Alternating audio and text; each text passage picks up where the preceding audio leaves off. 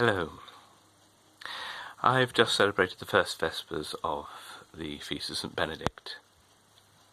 Obviously a very important saint for me. St. Benedict presents us with a rule. And he's not the only one who has a rule. There's the rule of the Master, rule of St. Basil, the rule of St. Augustine. There are lots of treatises out there on how to live the spiritual life. And what seems to be central to all the rules that we see is that they commit you. You're made to commit. And that makes a lot of sense because, well, people like to say, oh, I'm spiritual but not religious. And the trouble is that that's not true. Religion, the lig bit, I think I've said this before, the lig bit is the same lig you get in ligature. It's about tying things together. You are bound to something. So to say you are spiritual but not religious is to say that you have some way of expressing your spirituality, but it's not bound to anything. Well, it is bound to something. It's actually bound to your preferences. It's bound to how you're feeling, where the Spirit moves you. It's bound to that. So, wherever you find yourself restricted, even to your own will, that's a form of religion. Now, that seems to go against something that we hold very dear in society, the whole idea of free will, the idea that we are supposed to be free from being bound.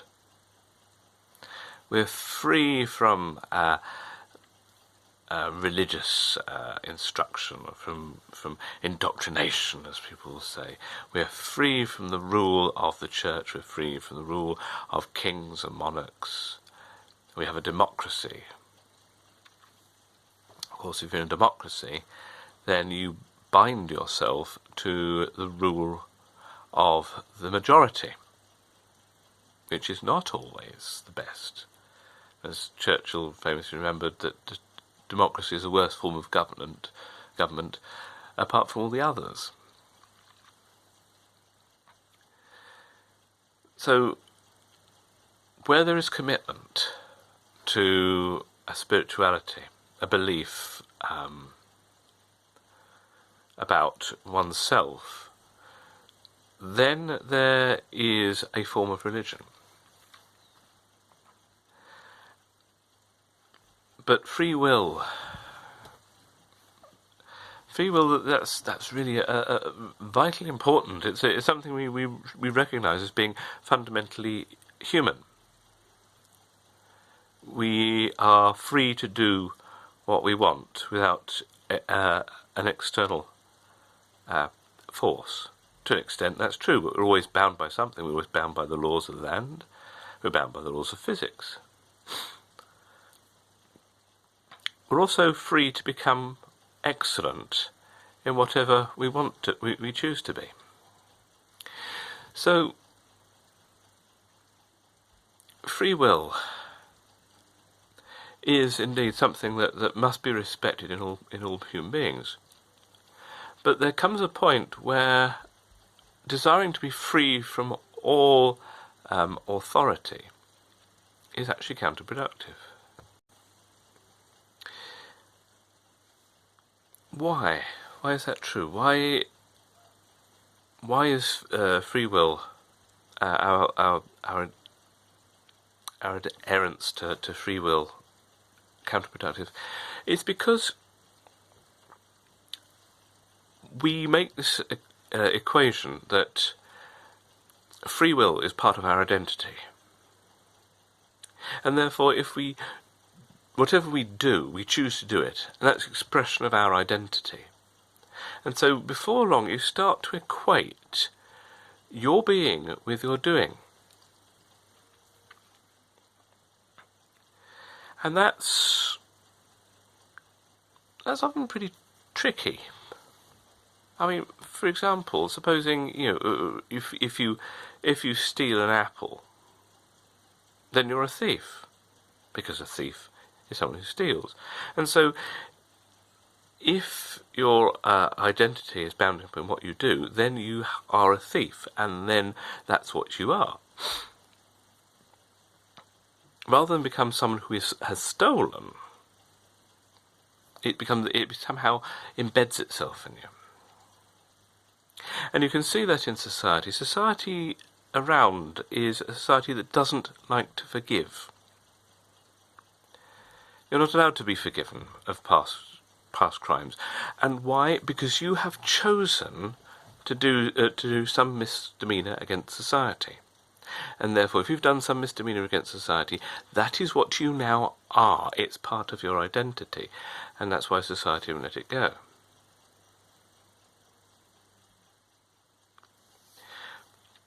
But the Christian religion's not like that. And the Benedictine rule demonstrates why the church isn't like that. Benedictine rule is about obedience. It's about freely rejecting one's own free will in humility. It's by accepting the rule of an abbot. And the abbot should be someone who is chosen to be the most spiritually mature person in the monastery. It's about reliance on him, and through him, reliance on Christ. Because the abbot stands in the place of Christ, and again that's in the rule. And that's how St. Benedict once said. You see, he says that the abbot is called father, and therefore the abbot must remember what he is called, and live like that. Likewise, we have to accept that in the Benedictine order. That's why in the Church we subject ourselves to the rule of bishops, because we hope that the bishop is someone who is chosen through discernment of God's will. That's something that needs to be done. It is God who needs to be involved here. It's God who has to be the centre, the reason for doing things. Because being bound to God, well, what happens if you're bound to God? If you're bound to Christ, then you're bound to suffer with him. You're bound to die with him. And guess what? You're bound to rise again with him. So to say things like, believe in Jesus, but don't believe in religion, is, again, it's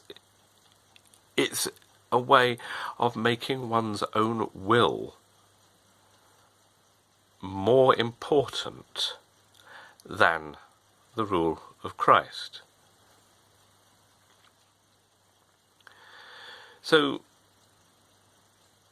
the Benedictine monk, Benedictine oblate, is committed to this rule of obedience, so that rather than be committed about doing what one wants to do, one does what one is drawn to do, one does what one is told to do. And I find that is much more stabilising, because it rids us of the equation of what we do is what we are.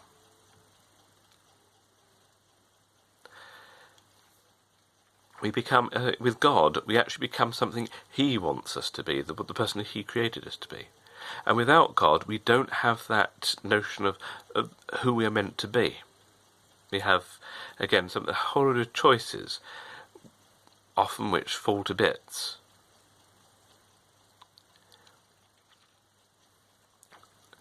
So to reject religion, to reject binding, is merely the transference of obedience from one aspect of belief to another. We cannot get away from religion even if it's our own personal religion.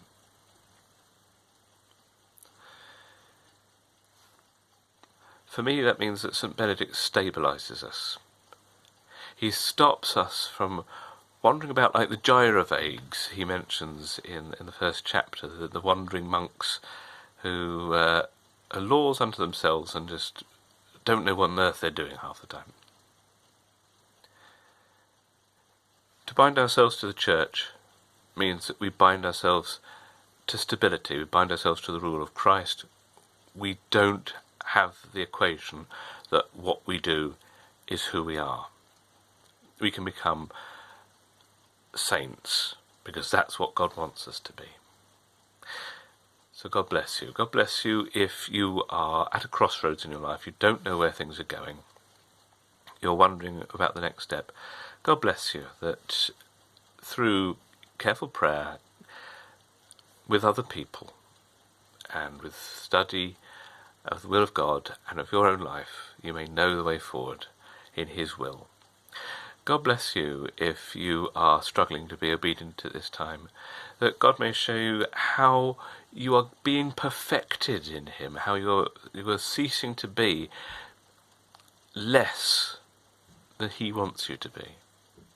And God bless you that we may join that great monastery with St. Benedict, the other Benedictines, and indeed all saints in worshipping God around His holy throne.